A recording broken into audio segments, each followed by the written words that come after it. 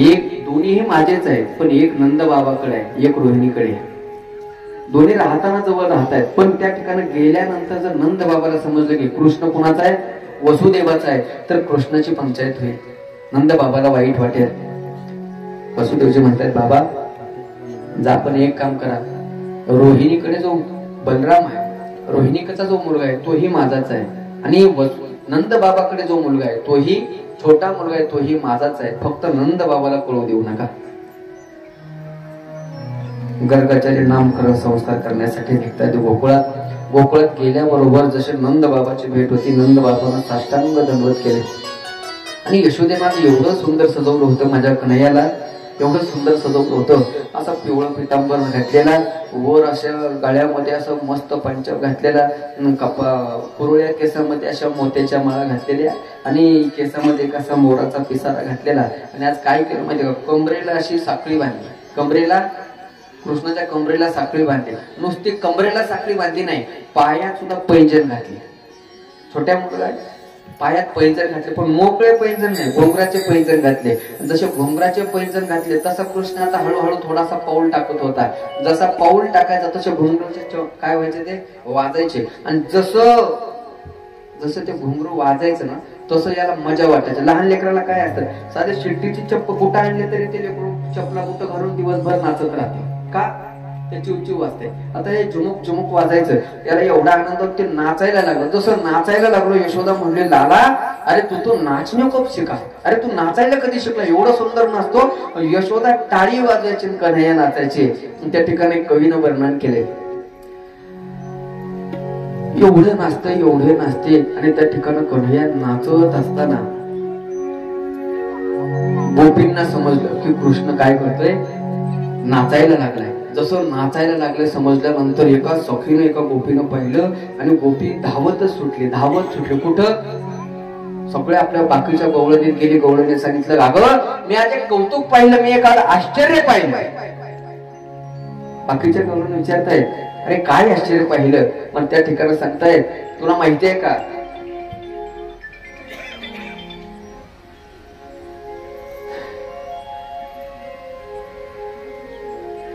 आश्चर्य एक आहे की कृष्ण परात्पर अखिलेश्वर असणारा, परब्रह्म असणारा तो परमात्मा आज यशोदेच्या दारामध्ये, यशोदेच्या समोर नाचतोय.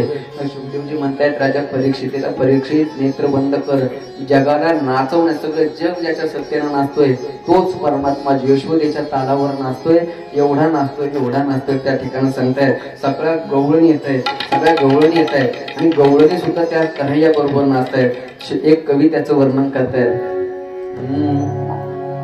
कोई कहे गोविंद कोई गोपाला, कोई कहे गोविंद कोई गोपाला, मैं तो कहूँ सावरिया पावरिया वाला, मैं तो कहूँ सावरिया पावरिया वाला, कोई कहे गोविंद कोई गोपाला,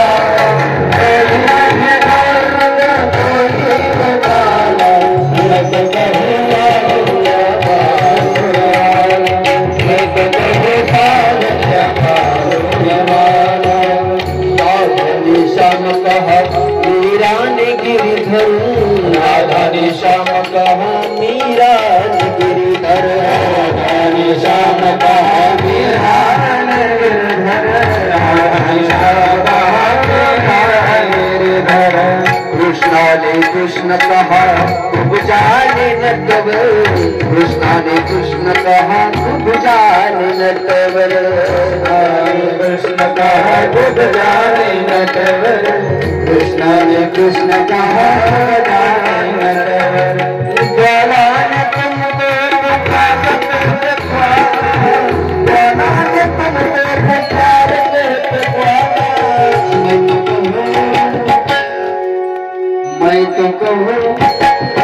मैं तो कहूँ सावरिया पावरिया वाला, मैं तो कहूँ सावरिया पावरिया वाला, कोई कहे गोविंद कोई गोपाला, कोई कहे गोविंद कोई गोपाला, मैं तो कहूँ सावरिया पावरिया, मैं तो कहूँ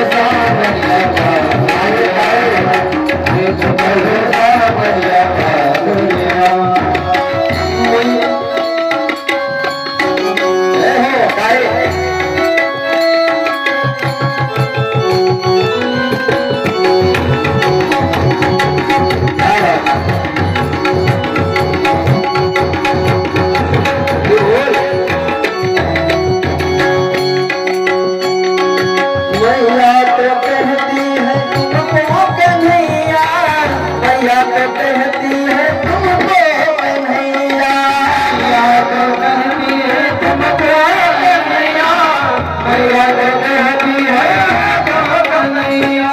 घनश्याम कहते हैं बलराम भैया, घनश्याम कहते हैं बलराम भैया, घनश्याम कहते हैं बलराम भैया, घनश्याम कहते हैं बलराम भैया।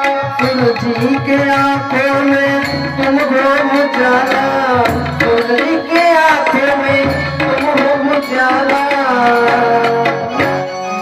मैं तो कहूँ सावरिया बासुरिया बाला, सावरिया बासुरिया बाला। ये कहे मित्र कोई रोकारा, ये कहे मित्र कोई रोकारा।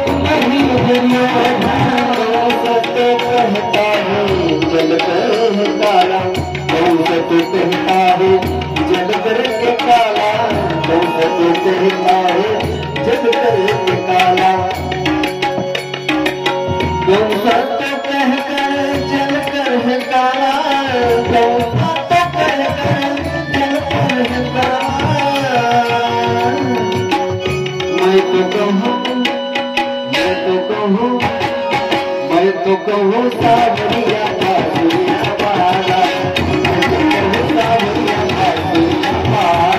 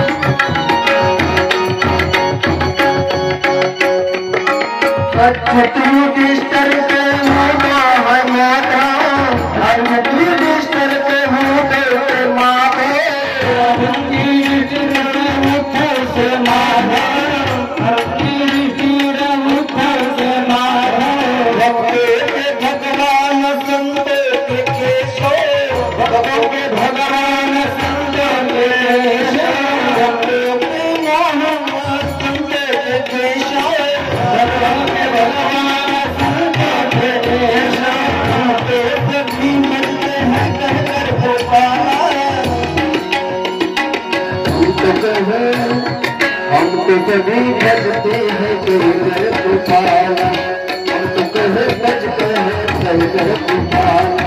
कोई कहे गोविंद कोई गोपाला, कोई कहे गोविंद कोई गोपाला।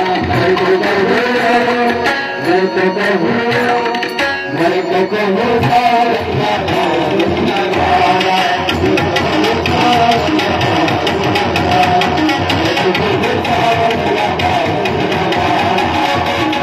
सावरिया बासुरिया बाला।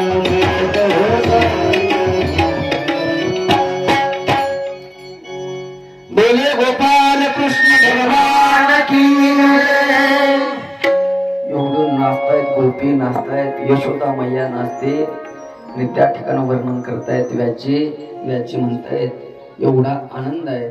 शेष महेश गणेश दिनेश सुरेश हो जाही निरंतर द्यावे, ताही अखंड अनंत नादे अचिंत्य अवैद्य सुवेद बतावे. गणेश जे आहेत, महेश जे आहेत, भगवान शिव जे आहेत, सर्व देव देवता त्या ठिकाणी नाचतायत आणि एवढं नाचतायत. त्या ठिकाणी म्हणतायत यशोदे खरं तुझं भाग्य मोठं आहे की तुझ्या दारामध्ये विश्वाला नाचवणारा परमात्मा तुझ्या दारात नाचतो.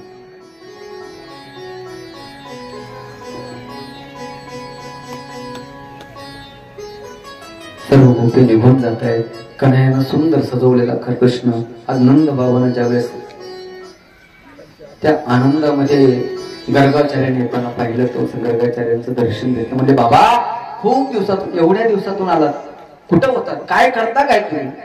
म्हणजे काही नाही, आपलं काम आहे, रोजचं काम आहे. कुणाचं नामकरण असेल, कुणाचं लग्न असेल, कुणाचं पूजा असेल, कुणाचं काही असेल, पूजा विधी करायचं. आणि नंतर नामकरण ऐकल्यानंतर यांच्या लक्षात आलं काय 2 मुलं झालेत, अजून कोणाचंच नामकरण नाही. म्हणजे बाबा माझी इच्छा आहे की माझ्या घरी 2 मुलं आहेत, दोन्ही मुलांचं नामकरण संस्कार व्हावे. गर्गाचार्य म्हणजे जमत नाही. म्हणजे का म्हणे मी यादव कुळातला पंडित आहे आणि यादव कुळातला पंडित तुमच्या मुलाचं नामकरण करू शकणार नाही. पण झालं काय म्हटलं केलं असतं. पण नंद बाबा एक गोष्ट महत्वाची अशी आहे, जवळजवळ 1 वर्षापासून तुमच्या घरात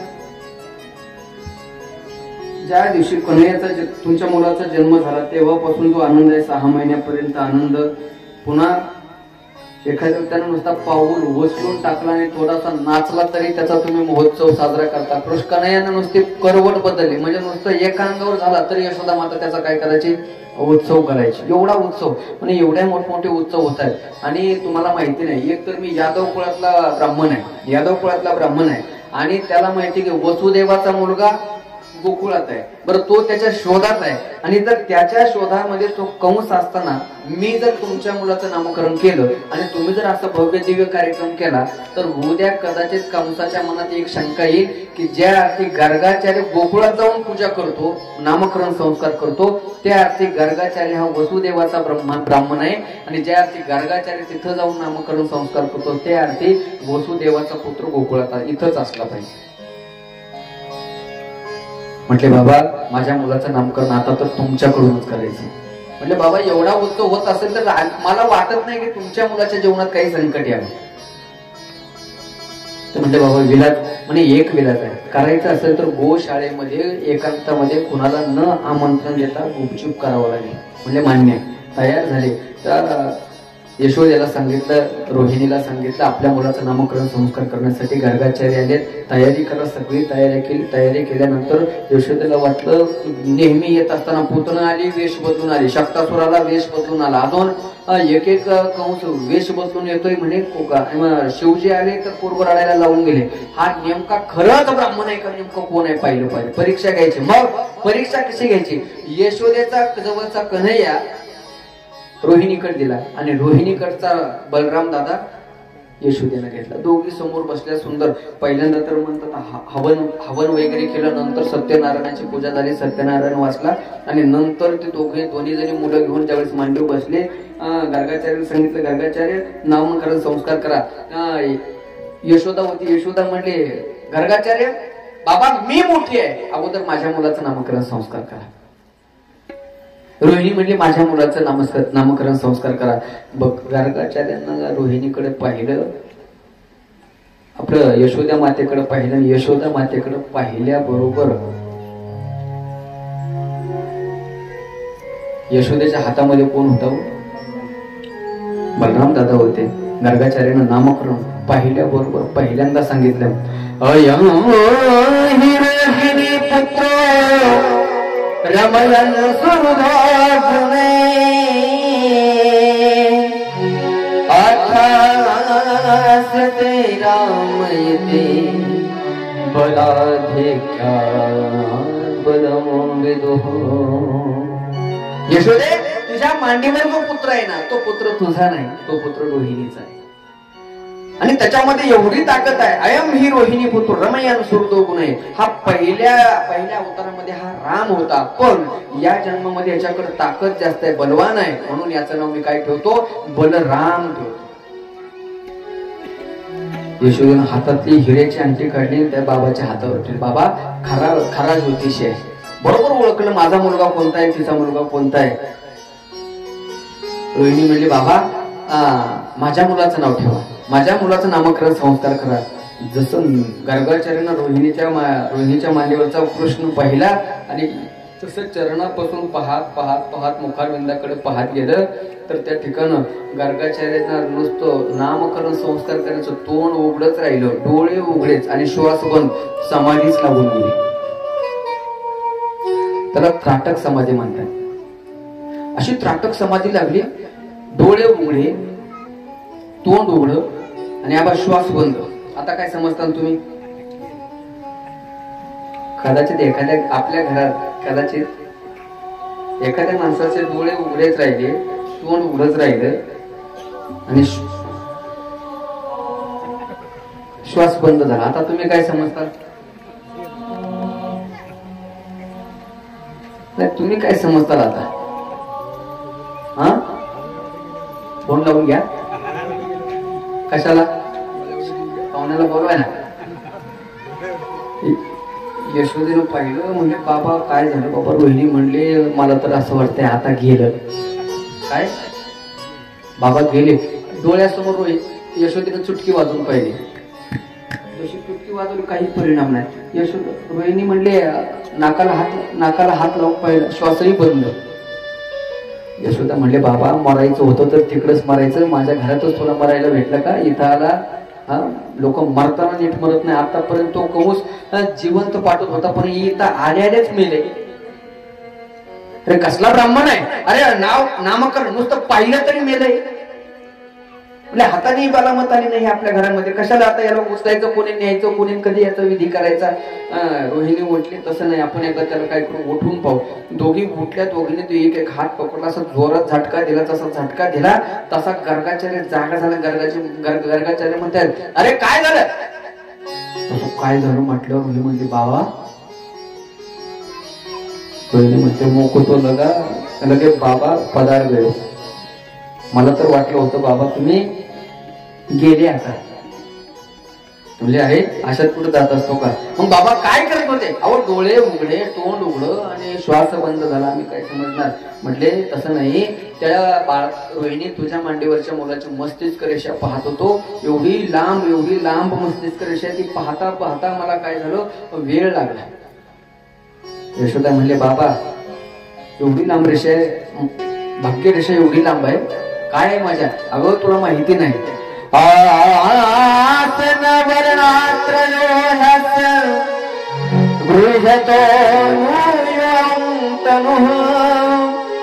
शिकलो रक्तस्थापती कृष्णतांगतः. आता त्याची भाग्यरेषा खूप दुर्बल आहे. बाबा कशी आहे?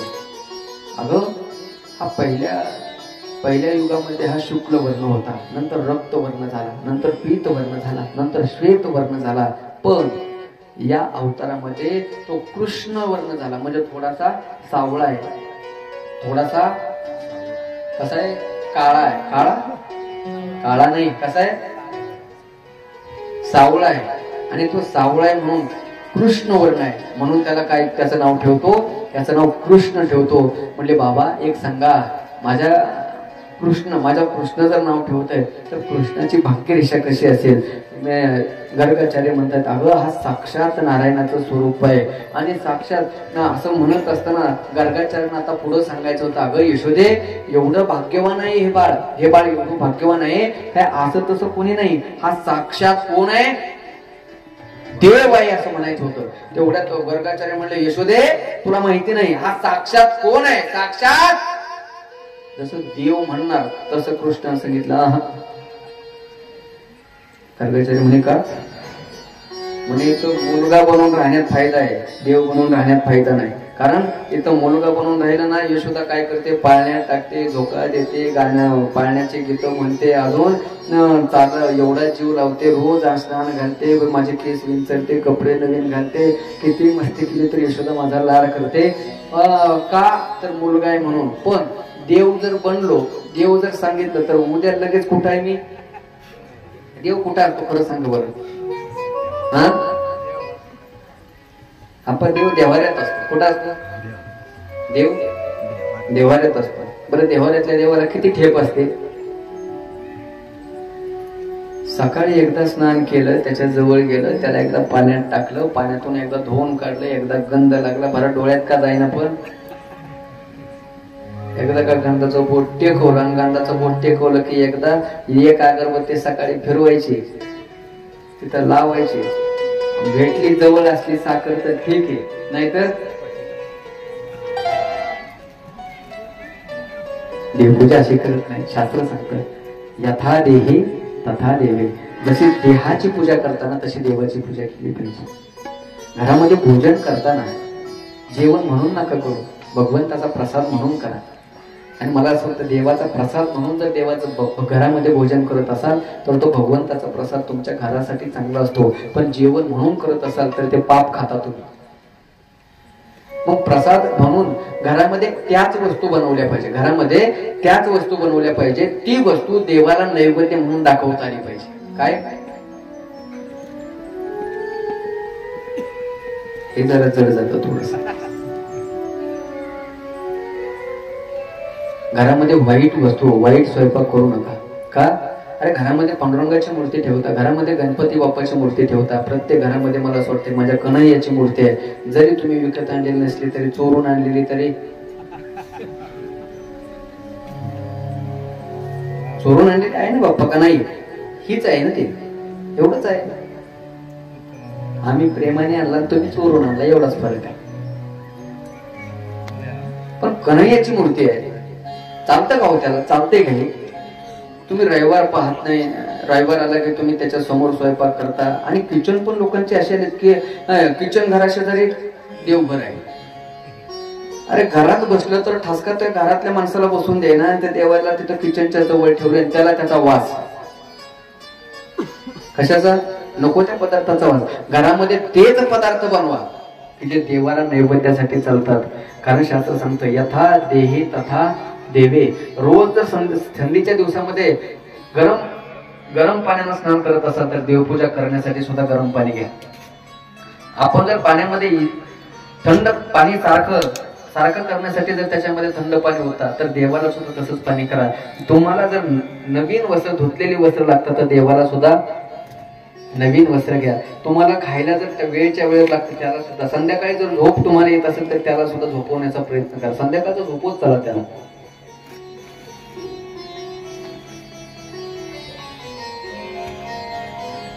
कन्हैया म्हणताय बाबा मुलगा बनण्यात फायदा आहे, देव बनण्यात फायदा नाही. एक साक्षात गुणांचा खजिना आहे. नामकरण संस्कार करतायत. आता दुसरा दिवस उगवतो. कन्हैया सुंदर असं नाचतायत. नाचता प्रभू एवढा आनंद आहे कन्हैयाला. नाचतात, गातायत. आता थोडं चालता यायला लागले. घुटमन लुटू चालतायत. नाही लहान मुलगा चालताना किती गोड दिसतो. ते काय असं रस्त्यानं सरळ रेषेत चालत नाही. कधी या बाजूला पळत तर कधी त्या बाजूला, म्हणजे त्याचा पाय सरळ पडत नाही. जसं की सरळ पाय कुणाचा पडत नाही. लहान मुलाचा म्हणा की सोच बदलो देश बदलणे म्हणा. तुम्ही सोच बदलतच नाही, त्याला काय करावं? नाही देश बदलला तरी कमीत कमी माणसं तरी बदलते. ऐका, कभी इधर कभी उधर, कभी बाई कभी दाई, ऐसे चल रे कन्हैया.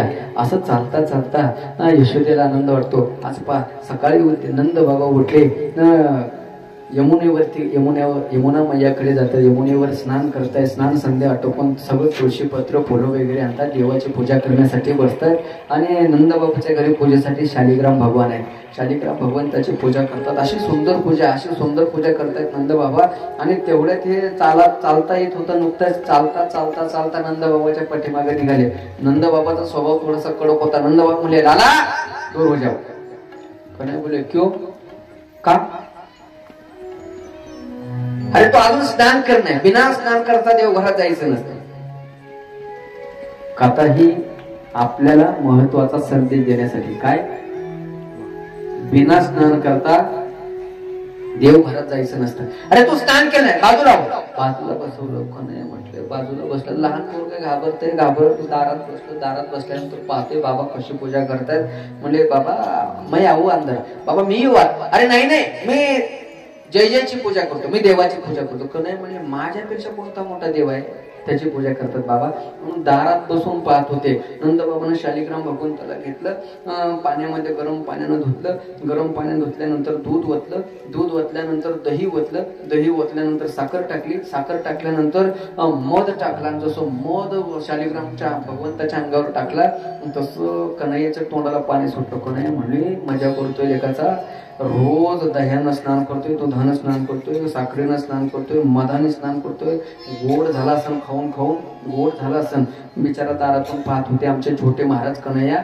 छोटे पाहत होते. पाहता नंदबाबाचे पुन्हा स्नान घातलं, त्याला पुढे ठेवलं, भगवंताला त्याच्या आसनावर ठेवलं. वरून तुळशीपत्र ठेवले, बेलाची पानं वाहिली, फुलं वाहिली आणि सगळं पुष्प तुळशीपत्र ठेवल्यानंतर नंदबाबाचा स्वभाव होता, देवपूजा करताना लगेच उठत नव्हते. मग आपल्या नित्यनेमाच्या 10-11 माळा त्या जपायच्या. म्हणून जपण्यासाठी डोळे झाकले. पण काही माणसाचा स्वभाव असतो, मनाची एकाग्रता वाढण्यासाठी ते काय करतात, वरून एखादा कपडा तोंडावर टाकतात, म्हणजे थोडीशी मनाची एकाग्रता अजून वाढते. आणि तोंडावर कपडा टाकल्याने माळ जपायला सुरुवात केली. 10-15 मिनिटं झालं, पहिली माळ झाली. माळ झाल्यानंतर त्या नंदबाबा स्वभाव होता, एक माळ झाली की देवाचं काय करायचं, दर्शन घ्यायचं. पण या बाबाला माहिती होतं, या बाबाला वाटलं की जय गोड झालाय, देव आता गोड झालाय. म्हणून यांनी डोळे झाकले. जसे डोळे झाकले तसं हे गेले त्या शालिग्रामला असं उचललं. आता किती असतो शालिग्राम, आपल्या घरात असतो एवढा असतो. उचलला ना असा गालामध्ये ठेवला, तोंडात टाकून बरं गप बसावा, निघावं. तिथून निघले नाही. नंदबाबाच्या उजव्या बाजूला जाऊन बसले, जसं बाप्पा बसले तसं. तोंडात छोटेसे गोपाळ्यात मांडी घालून बसलेले आणि तोंडामध्ये काय, आणि डोळे झाकून बसले नंदबाबा शेजारी. नंदबाबाची माळा संपली. नंदबाबा म्हणले, जय हो शालिग्राम भगवान. जसं जय हो म्हटले, शालिग्राम भगवंताचं दर्शन घ्यायला डोळे उघडले. पाहते तर शालिग्रामच गायब. तू तुळशी बाजूला केल्या, फुलं बाजूला केली, शालिग्राम नाही. डाव्या बाजूला पाहिलं शालिग्राम नाही, चौरंगाच्या देवघराच्या बाजूला पाहिलं इकडं नाही, पाठीमागं पाहिलं ना शालिग्राम नाही, देव नाही.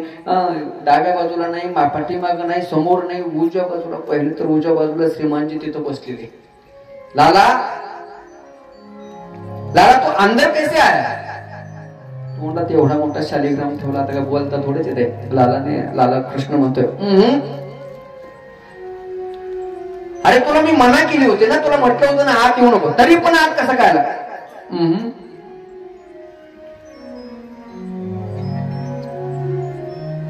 अरे माझा शालिग्राम कुठे आहे, माझा देव कुठे आहे?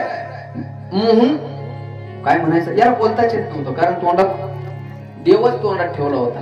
बरे नंतर बाबा नीट पाहिलं, असं डोळे पकडून पाहिलं. म्हणजे लाला तोंडात काय रे कृष्णा? कन्हैया तोंडात काय?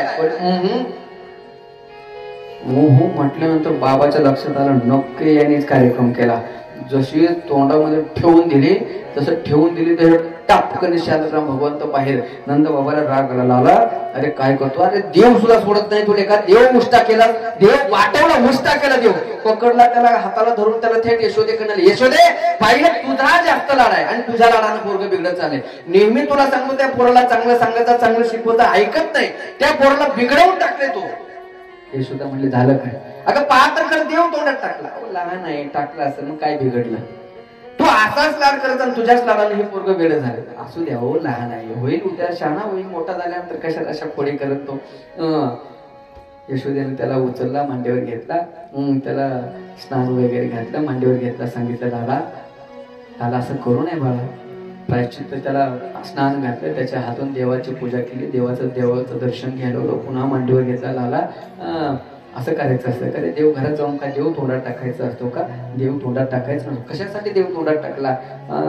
गणाने म्हटले मला वाटलं गोड झाला असं, रोज मधाने आंघोळ करतोय, दह्यानं दुधानं आंघोळ करतो, मला वाटलं गोड झाला आणि मैयाने गुलाबजाम म्हणून खाल्ला. काय म्हणजे असं करायचं नाही, परत तसं करायचं नाही. आता कन्हैया हळूहळू मोठे होत आहेत. नंद बाबाच्या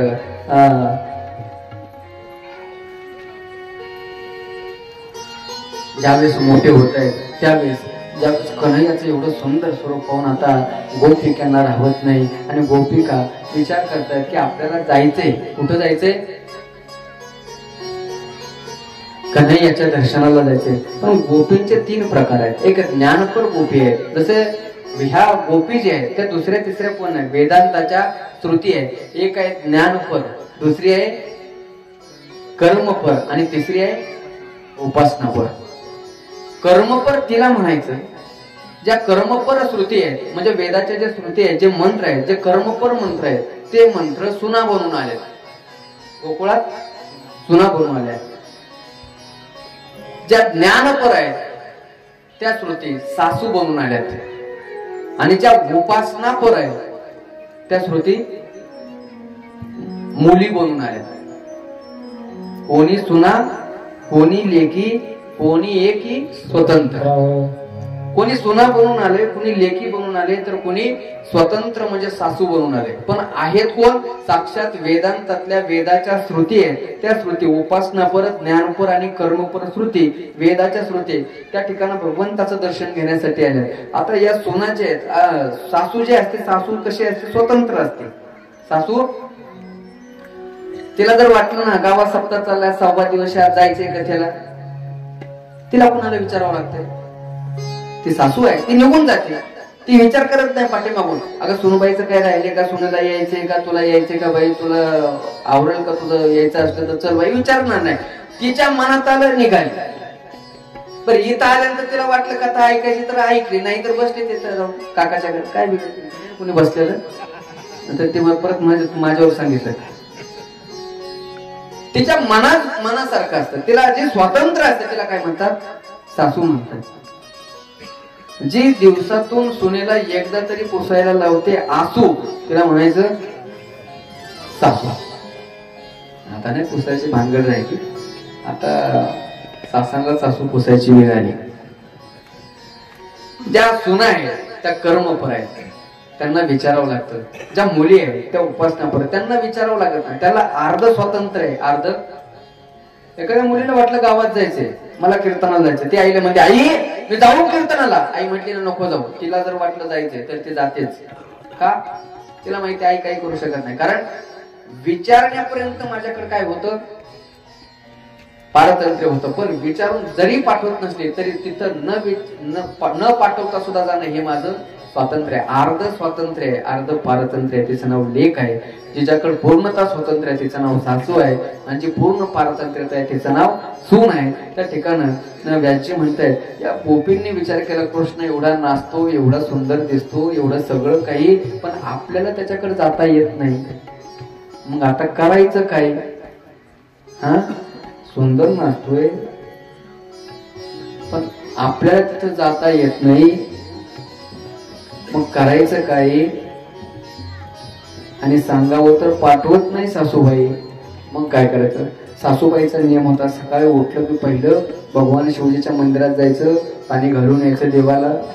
पाणी घालायला सासू गेली, यांनी विचार केला, म्हटले आता जमणार नाही. मग काय करा? पटकन घरातले सगळे माठ रिकामी केले. तुकोबराय म्हणतायत भरला ओलंडलेला रेता करी. भरलेला घट असा मोकळे केले, सगळे माठ मोकळे केले. सासूबाई नंदाचं पोरगा आलता. मग अहो त्यांनी सगळे माठ रिकामी केले. सासूबाई म्हणजे कधी आलता? अहो कधी आलता म्हणजे मी आता पाहिले. मग झालं कधी? अहो हे कधी केलं त्यांना माहिती नाही. सोन्याचं एक वाक्य आहे पहा, अमात्याबाई घरात चोर शिरला आत्याबाई घरात चोर शिरला सासूबाई घरात चोर शिरला आत्याबाई घरात चोर शिरला सासूबाई घरात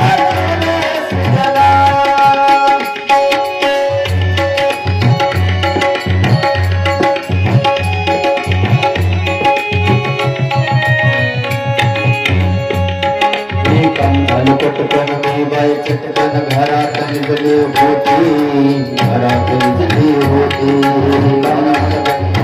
बाई चटकन घरात निघले होते घरात निघले होते तुम्ही कुणाला कृष्ण मुरारी मी बाई चटकन उठले तुम्ही कुणाला कृष्ण मुरारी मी बाई चटकन उठले नवगरी हो नवगरी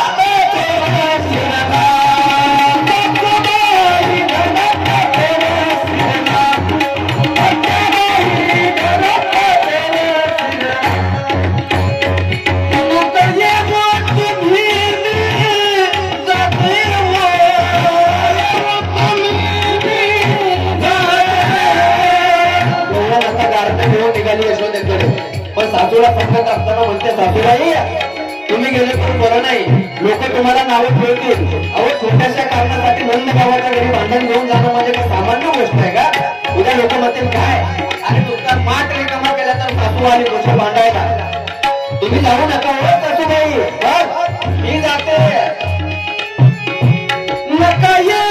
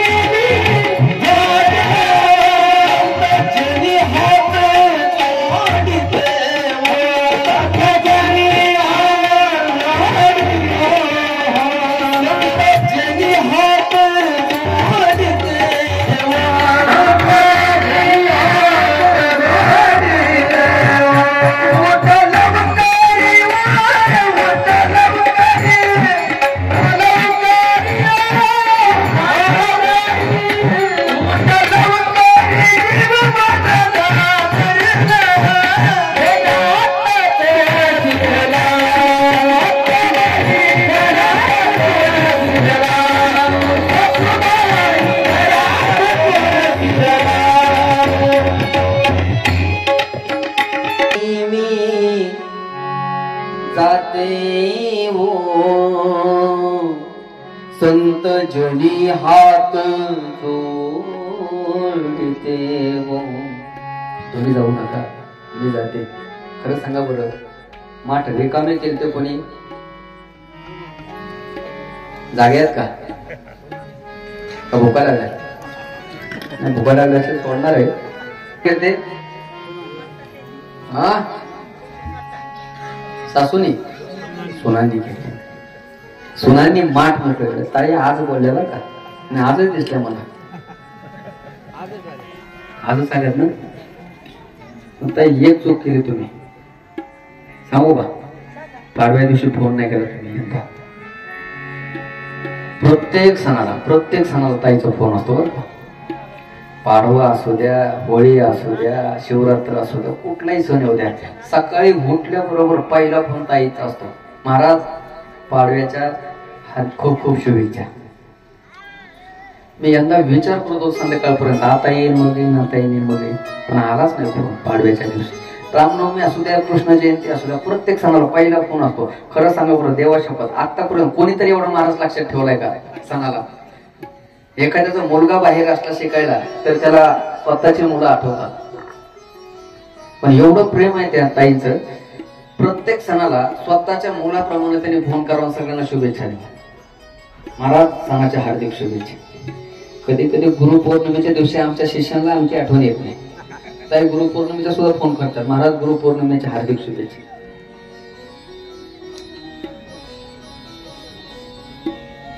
सुना म्हणतायत, आत्या तुम्ही जाऊ नका, आम्ही जातो, आम्ही दर्शन घेतो, आम्ही हात जोडून सांगतो, तुम्ही भांडण घेऊन जाणं बरं नाही.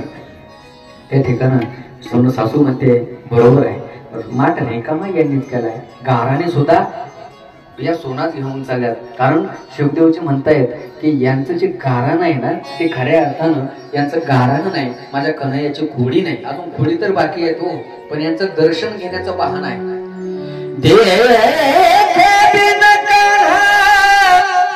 जब मन नहीं माना,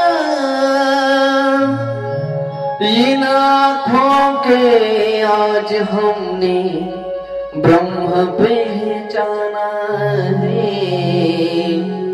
इन आँखों से आज हमें ब्रह्म पहचाना है.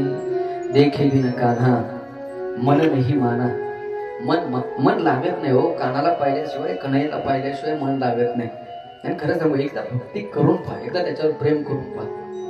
कधी कधी आम्ही अशी कथा ऐकतो ना, कथा ऐकता ऐकता आमच्या डोळ्यात सहज पाणी येऊन जातं. कान्हया रे, कान्हया रे, कान्हया रे,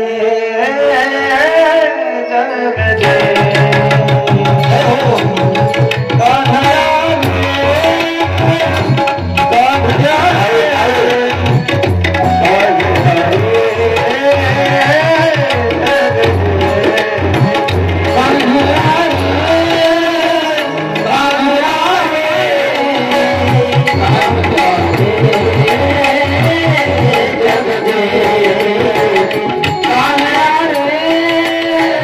कान्हया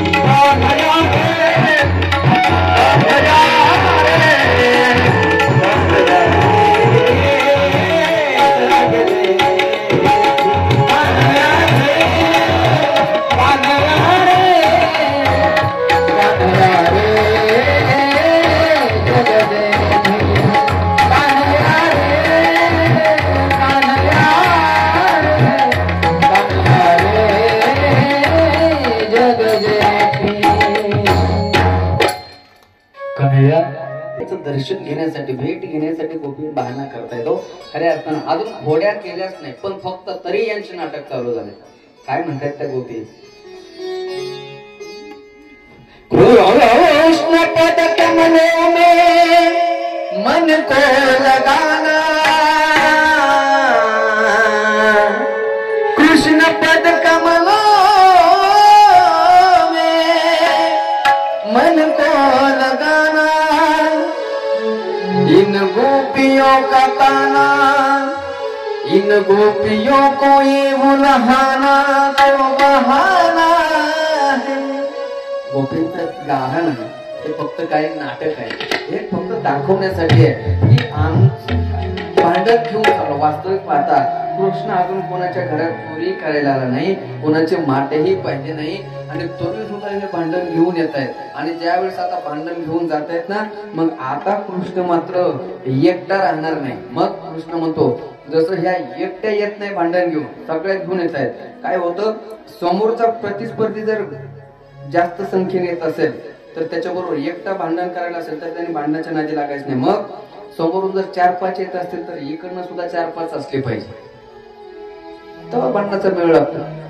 कृष्ण म्हणला एवढ्या जण येतात का? 10-10, 20, 50-50 जण येतात का? उद्यापासून आपलं सुद्धा एक मंडळ स्थापन करायचं आहे. काय म्हणला?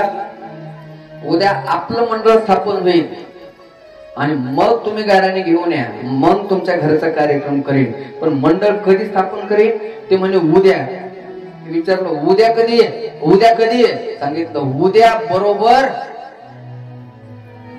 9:30 वाजता म्हणजे मंडळ स्थापन करायचं. किती वाजता? उद्या बरोबर 9:30 वाजता सकाळच्याला सकाळ मंडळ स्थापन करायचं आणि मग गवळणीची गाऱ्हाणे उद्या आणि मग त्यांच्या घराकडे पाहू. म्हणून उद्या मंडळ स्थापन करायचं. उद्या भगवंताचं मंडळ स्थापन होईल. गोकुळात भगवंत अनेक त्या ठिकाणी लीला करणार आहेत, अजून लीला भरपूर करणार आहेत. अजून आता वेळ घ्यायला काही हरकत नाही, पण आता आपली वेळ झाली.